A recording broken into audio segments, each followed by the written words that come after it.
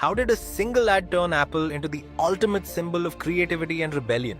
Discover the story behind the legendary 1984 campaign that redefined marketing and innovation forever. In 1977, Apple, a young, fledgling company on the West Coast, invents the Apple II, the first personal computer as we know it today. IBM dismisses the personal computer as too small to do serious computing and unimportant to their business. The early 80s. 81.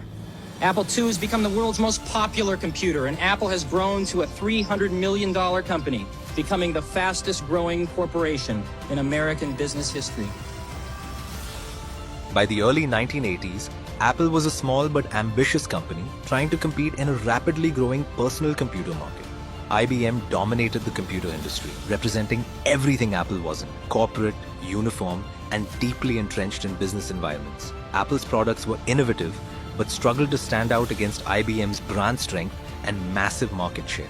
Apple needed a way to differentiate itself, not just as a company making computers, but as a brand that stood for something bigger: creativity, individuality, and rebellion against conformity. Without a bold move, Apple risked being overshadowed and forgotten in the shadow of giants like IBM.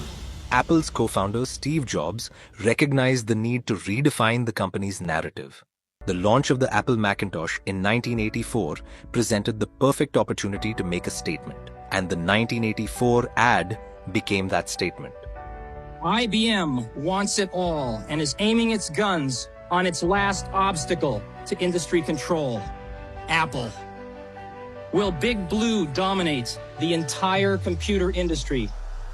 The entire information age? Was George Orwell right about 1984? For a daily shine, the first glorious anniversary of the information purification devices. Created for the first time in all history, a garden of pure ideology, where each word may bloom, secure in the pests of a contradictory thoughts. Our unification of thoughts is more powerful a weapon than any fleet or army on earth. We are one people, with one will, one resolve, one cause. Our enemies shall put themselves to death, and we will bury them in their own religions. We shall prevail. On January 24th, Apple Computer will introduce Macintosh. And you'll see why 1984 won't do like 1984. Now you might wonder what's so special about this ad. Well, it didn't just sell a product, it redefined an entire era of marketing. Jobs collaborated with advertising agency Chiat Day to create a commercial that was as bold and innovative as the Macintosh itself. The ad, inspired by George Orwell's novel 1984, depicted a dystopian world ruled by Big Brother, symbolizing IBM, with a lone heroine representing Apple, smashing the oppressive system with a sledgehammer. Directed by Ridley Scott, the ad cost $1.5 million, a staggering amount for its time. The stakes were high. Failure would be disastrous for the Macintosh's launch and Apple's future. The ad aired only once during the Super Bowl XVIII in January 1984, but it became a sensation, instantly positioning Apple as the rebel of the tech industry. The ad didn't just sell a product, it sold an idea that Apple was a brand for thinkers, dreamers, and innovators who dared to challenge the norm.